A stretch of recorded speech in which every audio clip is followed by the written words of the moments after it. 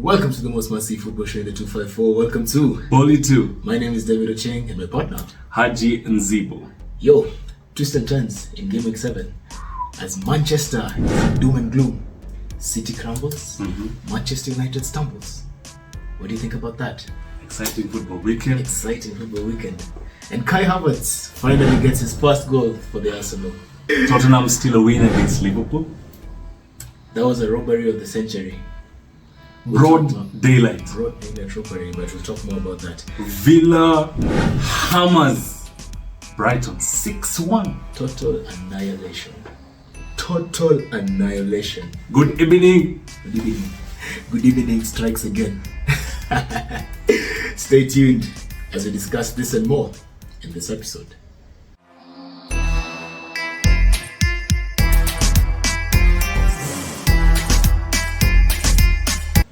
Manchester City. What did you think about that game? I'm surprised that City lost against Wolves, but Wolves has always been that thorn in the flesh against Manchester City. That one team, Wolves and Sunderland, those are the tiny Premier League teams that Brentford, that when City faces, for whatever reason, they lose. So for me, I think City losing, I didn't expect them to lose because if City has lost, Arsenal won. I'm looking at the Premier League trophy, who's going home with it as early as now, and disaster performance for Manchester City. It's too early for that. Okay. Too early for that. Okay. You know me, first of all, the only reason I'm not happy Manchester City lost is because they always bounce back stronger after being beaten. And guess who they're facing next? Arsenal. Oh, I know what you're saying, man. I know what you're saying. It always happens that way. City wakipigwa, timu wanapatana nayo next. Kama kidogo ni hizi. But I don't think that's the case because they still don't have KDB. They might not have Rodri. Yeah. So I don't think they'll come back that stronger. And this is a very strong Arsenal team that they will face in their next fixture. So bado. I still have respect for Manchester City. Even if the whole team was injured, I said it last episode. Even if the whole squad is injured, Pepper Chesen reserve 21s under 23s, I will still give Manchester City utmost respect. European champions. European treble winners. City did. But this is the joy of the Premier League where you're watching a game and you expect to win. Mimi kwanza nilikuwa nimepatia Haaland captaincy kwa fantasy. Did we all give Haaland the captaincy for the in fantasy Premier League? So I was so surprised. There was a time Pep called someone that Korean guy. What did he call it? He said that Korean guy. But this is Pep Guardiola. Japanese guy. When he said Korean, he said that Korean guy. Yeah. But he was praising him. He just didn't know the name. But now I think Pep does know the name. And he's the one who scored the goal. He was the one who scored the goal. How ironic. But it's one of those things where Pep atajuma majina zake.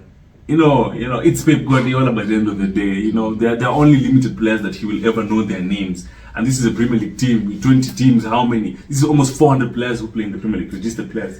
So, too many names for him. But surprising, but Wolves, Brentford, Sunderland, wanakokadaya Manchester City. Even Arsenal sometimes. Arsenal,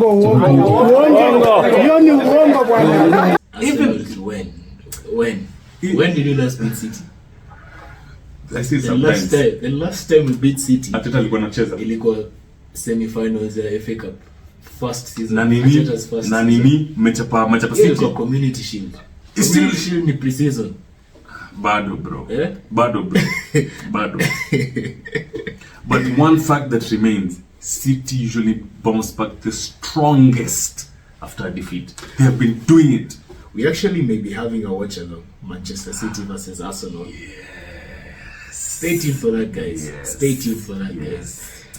Manchester United.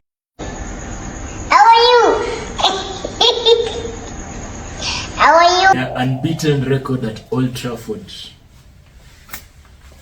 ended by Joachim Anderson, Crystal Palace, Roy Hodgson. Why they brought Roy Hodgson after firing Vieira was that they wanted somebody who can win them the games even while they're struggling. Some teams in the Premier League do not necessarily need to play well, particularly teams that can possibly be relegated. And that's why mimi nakwambia mtu anaweza enda home mapema in the managers ni Burnley manager. Company. In the Premier League, I beg to disagree. I think the one who's go first. Sean Dyche. Did Everton win? Sean Dyche was beaten by Luton at home. At home. Sean Dyche kunaenda home. Sean Dyche kanaenda mtaani by the way. Then I'm seeing such a script coming in, like Company will be released, but since Dyche has a familiarity to Burnley. When he is a player, he may be brought back to Burnley. I see something like that happening. Perfect fantasy, for sure. Burnley would love him. Yeah, Burnley adored Sean Dyche. He did. Yeah. Na nakwambia reason Hodgson aliletwa Crystal Palace was because of that. They needed a manager who can just win them games. Put them at the strongest position they can finish in the table, not somebody to play beautiful football. Palace lose Zaha. Look at the transition that they've made. So I'm not surprised that United lost, because I think he even said it in the last episode. He said they're going to struggle against Palace. Kabisa. Juu nilikwambia ile Fernandes alifunga, it was just a good goal, but they did not play well. Nando Manchester United will be exposed every single Premier League game mtacheza. Very limited chances. Wewe ukipata moja uuze. But I'm impressed about one player. Imagine, I'm looking at Højlund. Ukijana na job ball. One holder player iko juu. And I don't miss him when he feels like a big boy. Physically he's strong. He's strong. Unaona? And then a good thing ni pia header zake ziko fit. He has good flight. Gani ile lob yake. No, that header. Either side of the keeper is a goal. But ukitoa Højlund anatoka league gani? Syria. Italy. Atalanta. Ukitoa we know that's the closest thing to the Premier League. In terms of, because Italy playing very physical. But when Højlund amekuja United to a team that is struggling, and the way he's exciting. It's one of those things where you're watching a bad team, but you know a good player. Yeah. So Højlund, akona future in United, also in the Premier League. And then he's motivated. He's motivated. And I know young players usually have this hunger, but I think for him, yes, himsani. So what do you think the problem at United is? Sijui nimeshindwa bro. Are the players just not motivated to perform for the manager? Hawaelewi. I think it's one of those things where the manager is telling the players, I want you to play this way, but the players do not understand what the manager wants from them. Yeah. Hakuna wana train lakini hawaperform. Unaweza ona what they're trying to do, but it is not happening. Now, no player unaweza kwa timu yako akakupatia transition. Inaanza kwa training ground. Yeah. United do not look like they're enjoying their football. Unaelewa? They don't hawana hiyo frustration ya we tried to win this game but we did not. Ni tu wamepigwa is like because somebody else is going to be blamed. Other than these players, somebody is going to be blamed. Jina Sancho itatokea kwa wale. Na atakuwa akicheza mazi paka naonea huruma because I mean, we had very high expectations. Bana season started. Bana tulikuwa tumeweka top 3. Yeah. But then for sure mimi nilikuwa najua Man United number 3. Mimi nilikuwa nasema Tottenham ni fluke. They were lucky against Liverpool. But they know what they're doing. They're enjoying their football. Actually, let's speak about Tottenham and Liverpool. Tottenham v Liverpool. Robbery of the century. The refs may apologize. It doesn't. How many times will the referees come and apologize? How can you forget to draw lines, offside lines? That's embarrassing. Yeah? That's embarrassing. But that's also human error. The most obvious things are usually ignored. Even with the human eye, bro. Ungeangalia kitu hivi ungesema that is onside. Hautaji graph, hizo graph wanachora ilikuwa hakuna graph ulikuwa unahitaji kuona hiyo kitu ilikuwa onside. I know. It's very humiliating and very punishing for that goal. Particularly the fact that Liverpool were 10 men. That 9. goal would have changed the complexity of the whole game. Incredible. I know what you're saying. Ian Kibet, I apologize on behalf of the Premier League. No. I just think that there's something that needs to be done to make sure that these mistakes don't reoccur this frequently. I'm saying this as an Arsenal fan. Last season we suffered against the same kind of thing. Brentford scored against us. We drew that game because a referee, the guy in charge of the VR, said he forgot to draw the offset lines. Again? Yes. This is the second time? Yeah, this is the second time. This is the second time I'm seeing it happen. Maybe there are times it's happened, but maybe it's in the lesser games that we haven't really focused on. Okay, I didn't know that. It's a recurring thing. So now, and the red card, Curtis Jones, harsh. It's a classic red card for the Premier League. Classic.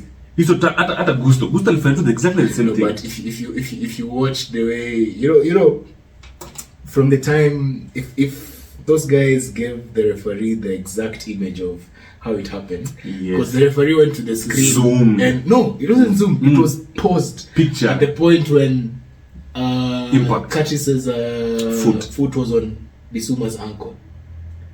The referee should have been shown the whole context, because the guy was going for the ball. His stud slipped past the ball and got the foot. I think what the Premier League managers may have learned throughout the years is that they do not. I mean, they punish the intention, not the action. Meaning, by virtue of you even daring that tackle, it's too dangerous for this player. Because Bissouma is a £40 million player. If you injure him, bro, that's £40 million loss to a club. But bro, at the same time, was Curtis not supposed to go for that ball? Was he supposed to tell Bissouma, please give me the ball? Football is a contact sport. But you should also be intelligent enough to know there are certain tackles in the Premier League. Wakati imepita for certain tackles. It wasn't intentional, bro. It was not. It wasn't intentional. I can't categorize that tackle under a malicious tackle. No, it's not. It wasn't. It's not. I think they punished the intent. Just by virtue of you just going for it. You know, the alarm of danger is what they're trying to say. No, we don't even want it to get to this point. In my opinion, VAR has just destroyed football. There are certain moments that maze mtu anakuwa offside na nywele. As in, I know. Bro. Ati mtu amesahau kuchora lines. But hizo reviews zinakuwa they're going to be made. They're going to be made. No. What's the next fixture? The next fixture, Havertz finally scores. Hey, Kai Havertz. Lakini amefunga pena mtu wangu. He's off the mark, who cares? Bado ni 007. Amefunga mbele ya Mason Mount. Amefunga bao mbele ya Mason Mount. Did you watch the game? Yes, I did. Enjoyed the game thoroughly. First of all, I think the key moments in that game was the leadership I saw Martin Odegaard show. You know, people say Martin Odegaard isn't a vocal captain, but it is through his actions that he leads the team. The way he presses, the way he can, he leads from the front. The penalty Havertz scored. Who gave him the ball? Martin Odegaard. We have 2 goals. He was like, we have 2 goals already. Whether it goes in or not, this guy needs a confidence boost. Havertz is a confidence player. He is. And I wouldn't be shocked if this is the genesis of him actually giving decent performances in an Arsenal shirt. Hakuna. I wish him all the best, but hakuna, bro. Kai Havertz ni Kai Havertz. But what I'm surprised about Kai Havertz ni, but he's been brought to a very good Arsenal team. Like he looks like he's the problem. Even though this is how managers lose. This is how managers lose the plot. The moment you play, you put an 11 players on the field. But you are concentrating on the performance of one player. Because you bought the player, you want the best for the player. You're focusing on the performance of the player, you lose the plot. Than focusing on the performance of the team. It's one of those things where Havertz anacheza because Arteta has something to prove, not because he deserves to play. No. Arteta is looking for solutions for Kai Havertz. Arsenal is the team that was looking for answers. See, manager atafuti solution for a player. It's ni Arsenal. We want to win the league. So who's the solution? Bring in Kai Havertz. Saizi ni we want Havertz to play well. So Arteta anatafuta solution for Havertz, not for Arsenal to win the league. Hiyo itawa cost. Hiyo Arsenal hiyo itawa cost. Na any team in the world that economic player aenda kimali until you get rid of that player, or until mkubali huyu ni wetu na mbebe. It's so fascinating how fast you forget. I forget what? Champions League final. Seriously, that Champions League final. It's so fascinating how fast you forget, maze. Si tulimkubali. Unajua sisi kama Chelsea tulikubali Kai Havertz venye yako. We never asked for a miracle. Tulikubali how sisi tulikuwa mchezo false nine. Akifunga hiyo bao tuko aliona the best position in false nine. Na hapo ndipo alifunga bao. Na tulikuwa tunamwacha wrong because that's the player we had and we just used him to his strength.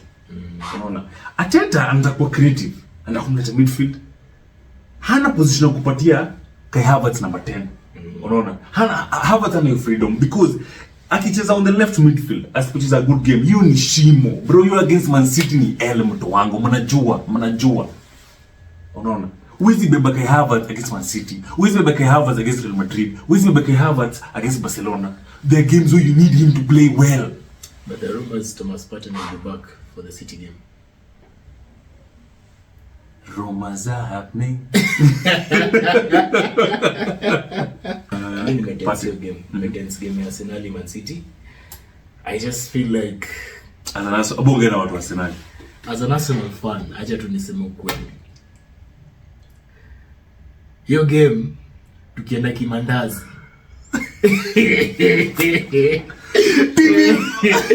Amesharusha teke kwa singo yako, ukishuba amesha kupiga teke ya matako, ukiangalia nyuma alifunika masikio, wako na mkono inakaa kama karaya. Wacha niseme hivi, bro. Mimi niko na faith. Funny enough, let me reassure you. Arteta has enough experience to handle Pep Guardiola. Birds of a feather to sister how number one. Wameenda shule moja watu. One is a student, the other one is the master. But sometimes the student becomes the master. Na Arteta anashatuonyesha hiyo kitu. And this is what I'm saying.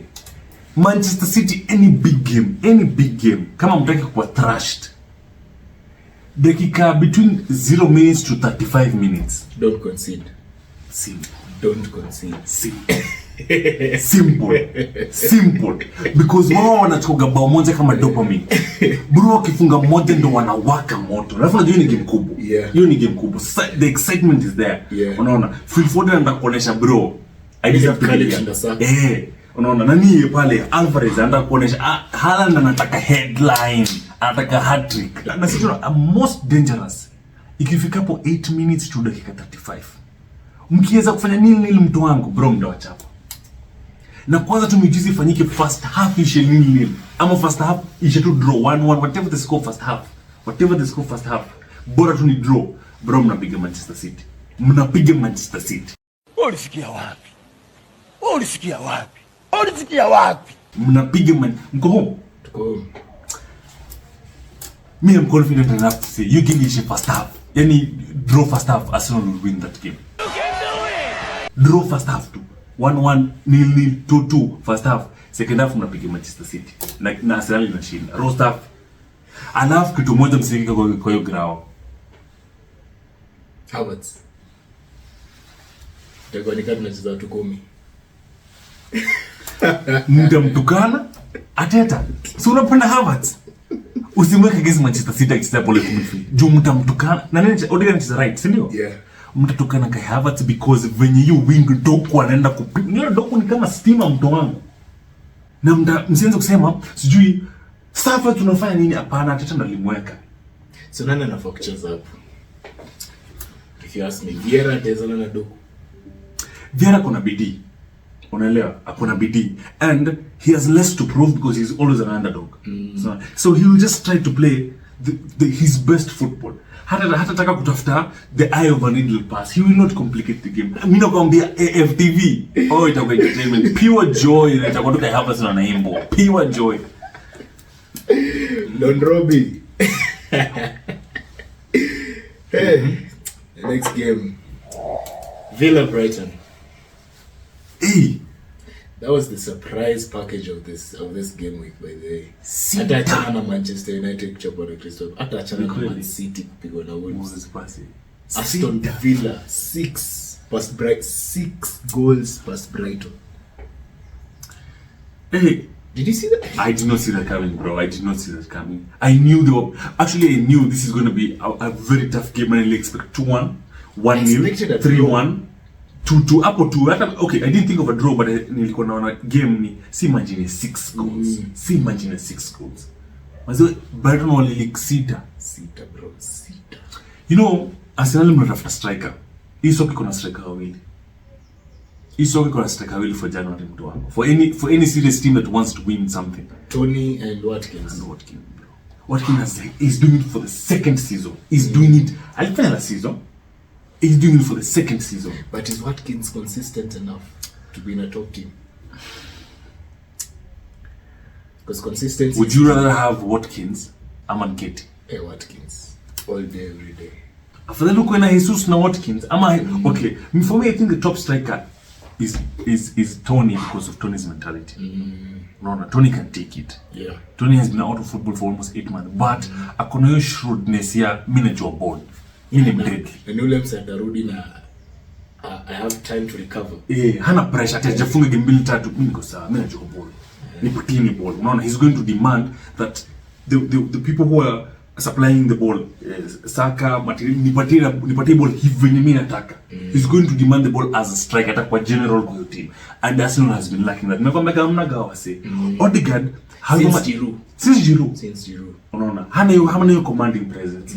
Jesus bado anaonekana yani ni playful to yuko. He's good to have in that Arsenal team. He's not dependable as a striker. Acha tu niseme hivyo. Ni kweli. He will do magic in the game. But the time we need him to score. So mkikuwa na Tony, bado mnakwambia mkichukua hata na Watkins. Mkikosa Tony chukua Watkins. But Tony is going to be a match gem that can win Arsenal the Premier League. Juu jamaa kuna mentality, bro.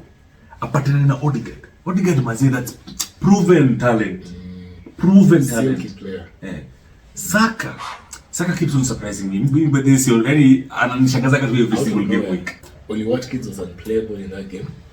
I also saw there's this guy in the Villa team, Matty Cash, the right back.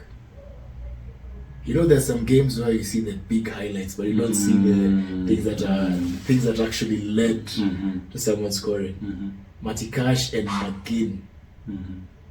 I feel like those were the main orchestrators to that game ending 6-1. And Douglas Luiz. Well, there we go, folks. Exciting Premier League weekend. Stay tuned for more. And one thing I want to ask you, we are now at 801 subscribers. You don't know how much you subscribing to our channel means to us. Smash this subscribe button, like, and don't forget to share. See you next Premier League weekend. Bye bye. My name is Hajin Zibo. My name is David Ochieng. Hapa ni Boli Tu. Till next time.